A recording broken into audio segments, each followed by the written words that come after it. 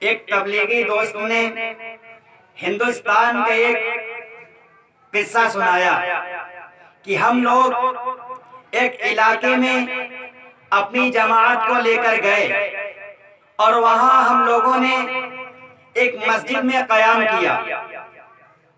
اور وہاں ہم لوگ اپنے کام میں مشغول ہو گئے کہ دیکھا کہ یکایک لوگ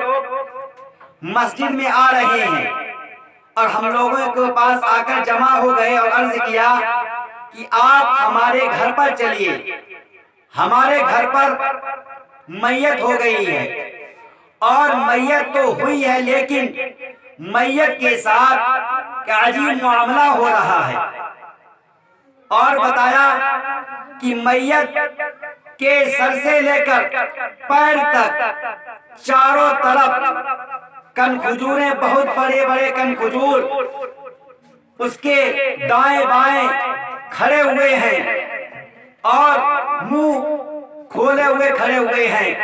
اور بہت خطرناک کن کھجوریں ہیں کہ جن کو دیکھ کر انسان بھی تھر تھرا جائے، جس کو دیکھ کر انسان پر کب کبھی طاری ہو جائے۔ تو جو ہے ہم لوگ اس میت کے گھر پر پہنچے اور پہنچنے کے بعد ہم لوگوں نے دیکھا کہ ایک کمرے میں میت رکھی ہوئی ہے اور اس کے ارد گرد چاروں طرف کن کھجوریں منہ کھولے ہوئے کھڑی ہوئی ہیں، اور ہم لوگ دیکھ کر حیران زدہ رہ گئے، اور اس میت کے گھر والے دوسرے کمرے میں جمع تھے اور اس کے ساتھ بہت ہی خطرناک عذاب ہو رہا تھا۔ تو یہ لوگ بولے کہ بھائی ہم آپ کے پاس اس لیے آئے کہ ہم نے سنا ہے کہ آپ تو بہت بڑے بزرگ ہیں اور آپ لوگ بہت بڑے اللہ والے ہیں، اس وجہ سے ہم آپ کے پاس آئے ہیں تاکہ آپ اس میت کے دعا کیجئے اور اللہ رب العزت اس سے اس عذاب کو ہٹا لے، اللہ رب العزت اس میت سے اس عذاب کو ہٹا لے، تو آپ کوئی دعا استغفار کریے۔ تو جو ہے وہ تبلیغی دوست کہتے ہیں کہ ہم لوگوں نے دیکھا کہ لگتا ہے اس کے ساتھ کوئی عذاب ہو رہا ہے، تو پہلے ہم لوگ دیکھ کر سمجھ گئے لیکن ہم کو بھی ڈر محسوس ہوا، لیکن ہم نے اللہ رب العزت سے دعا کی کہ اے رب کریم، اے مالک الملوک، اے بادشاہوں کے بادشاہ، اس میت پر رحم فرما۔ اور ہم لوگوں نے استغفار کیا اور دعائیں کی اور زار و قطار رونے لگے اور آنسو جاری ہو گئے اور آنسو بند نہ ہو۔ ہم لوگ اتنے روئے کہ وقت گزرتا چلا گیا کہ بہت دیر کے بعد دیکھا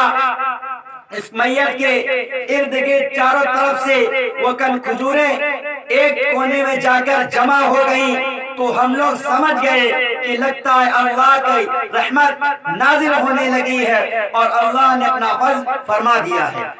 تو دیکھا گیا کہ اللہ نے جب اپنا فضل فرمایا تو وہ کن کھجوریں ایک کونے میں جا کر جمع ہو گئیں، تو ہم لوگوں نے جو ہے اس میت کو غسل کروایا، یعنی ہم لوگوں نے اس میت کے گھر والوں کے حکم دیا کہ میت کو جو ہے غسل کرا دیجیے آپ لوگ۔ تو گھر والوں نے میت کے گھر والوں نے میت کو غسل کرایا، اس کے بعد اس کو کفن پہنایا اور اس کو قبرستان لے کر گئے۔ جب قبرستان لے کر گئے تو جو ہے جب اس میت کو قبر میں اتارنے کا وقت آتا ہے، ایک گھڑی آتی ہے، تو میت کو جب قبر میں اتارا جاتا ہے تو یہ دیکھا جاتا ہے کہ قبر میں بھی ایک کونے پر کن کھجوریں جمع ہیں اور اس میت کو اس قبر میں اتار دیا گیا۔ اور وجہ کیا تھی؟ وجہ تھی ٹی وی دیکھنے کا عذاب۔ اب جب ہم لوگ اس میت کو دفن کر کے اس میت کے گھر والوں کے پاس پہنچے اور اس میت کے گھر والوں سے یہ پوچھا کہ آپ لوگ یہ بتائیے اس میت نے ایسا کیا کیا تھا جو اس کے ساتھ یہ عذاب ہو رہا تھا؟ تو اس میت اس لڑکی کی ماں نے جواب دیا، بات تو ہمیں پوری معلوم نہیں ہے، لیکن اتنی بات تو ضرور ہے کہ میری بیٹی کوئی نیک صالح نہیں تھی اور نہ کوئی نمازی تھی، لیکن یہ بات مجھے ضرور یاد ہے کہ ایک مرتبہ ٹی وی چل رہی تھی، اس پہ ایک اچھی سی فلم آ رہی تھی اور ایک گانا آ رہا تھا، تو جو ہے ہم نے اور اسی وقت دیکھا ہم نے کہ اذان ہو رہی ہے، تو ہم نے یہ کہا بیٹی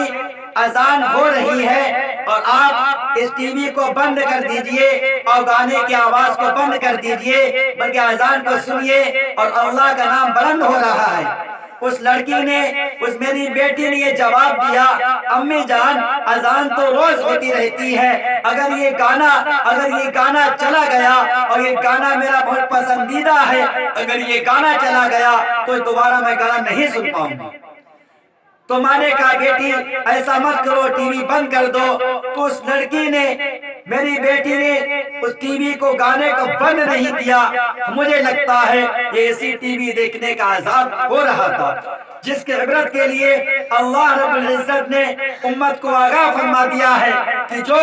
ہماری نافرمانی کرے گا، جو اللہ سے اپنے رشتے کو، تعلق کو چھوڑ دے گا، اللہ کو اپنا واحد وحدہ لا شریک نہیں مانے گا، تو جو گناہ کرے گا اللہ رب العزت اس کو دنیا میں عبرت کے لیے دکھا دیتے ہیں، تاکہ امت محمدیہ اس سے عمل پیدا ہو، اس سے عمل سیکھ لیں کہ اگر ہم نے اللہ کی نافرمانی کی تو ہم کہاں جائیں گے۔ اور ٹی وی دیکھنے کا عذاب بڑا ہی خطرناک ہے، بلکہ ٹی وی جو ہے ایک گناہ کا مجموعہ ہے، جس میں بے حیائی، بے شرمی اور بے غیرت چیزیں دکھائی جاتی ہیں، جس سے انسان آج اپنے ماں بہنوں کو بھول بیٹھا ہے۔ ماں بہنوں کے سامنے اگر ٹی وی چل رہی ہے تو تمام لوگ دیکھتے ہیں، یہ ہمارے اوپر بہت خطرناک عذاب ہے اللہ رب العزت کا، کہ غضب نازل نہ ہو جائے کہ ہم بھی اس ٹی وی میں کہیں شمار ہو گئے تو اللہ رب العزت ہمارے ساتھ بھی یہ معاملہ نہ کرے۔ یو پی کے ایک مشہور شہر میں ایک بہت وسیع کشادہ قبرستان تھا، تو وہاں پر ایک میت ہو گئی، تو میت کو کفن دے کر، غسل دے کر، نماز جنازہ پڑھا کر قبرستان لے جایا گیا۔ جب میت کو قبرستان لے جایا گیا اور میت کو قبر میں اتارنے کے لیے دو شخص اترنے کے بعد ان میں سے ایک شخص پیر کی جانب تھا میت کے، اور دوسرا شخص میت کے سر کی جانب تھا۔ جو شخص میت کے سر کی جانب تھا تو اس کا کچھ ضروری سامان قبر میں گر گیا، اور اس کو پتہ ہو گیا تھا میرا سامان قبر میں گر گیا ہے، لیکن اس نے کہا کہ جب میں پٹلے لگاؤں گا تو میں اپنا سامان نکال لوں گا، تو ہمارے کاغذات گر گئے۔ لیکن خدا کا کرنا ایسا ہوا کہ وہ بھول گیا اور اس نے پٹلے لگا دیے۔ اب پٹلے لگانے کے بعد مٹی گرنے کا موقع آیا تو وہ شخص چلایا کہ نہیں ہمارے کاغذات ضروری گر گئے ہیں، لہذا آپ لوگ ابھی مٹی کو ملتوی کر دیجئے بلکہ میں اپنے کاغذات کو نکال لوں۔ لوگوں نے یہ مشورہ کیا نہیں، جب میت کو کے اوپر سے قبر کو جو ہے پاٹ دیا جائے، اس کے اوپر تختے رکھ دیے جائیں تو اس کو کھولا نہیں جاتا۔ تو یہ معاملہ شہر کے مفتی کے پاس پہنچا، تو لوگ شہر کے مفتی کے پاس پہنچے اور عرض کیا کہ ایسی ایسی بات ہوئی ہے اور ہمارے کاغذات میت کے قبر میں گر گئے ہیں، لہذا ہمارے ایسے کاغذات ہیں، اگر ہم نے اس کاغذات کو نہیں نکالا تو ہمیں بہت ہی مالی نقصان ہوگا۔ مفتیان کرام نے جواب دیا کہ ٹھیک ہے، آپ کو یقین ہے کہ میرے کاغذات کہاں پر گرے ہیں؟ تو شخص نے فرمایا ہمیں 100% یقین ہے کہ ہمارے کاغذات جو ہیں میت کے سر کے جانب گرے ہیں۔ تو مفتی صاحب نے یہ کہا ٹھیک ہے، جائیے آپ جو ہے اپنے جہاں پر آپ کے کاغذات گرے ہیں آپ وہیں پٹلا کھولنا، پورے قبر کو نہ کھولنا۔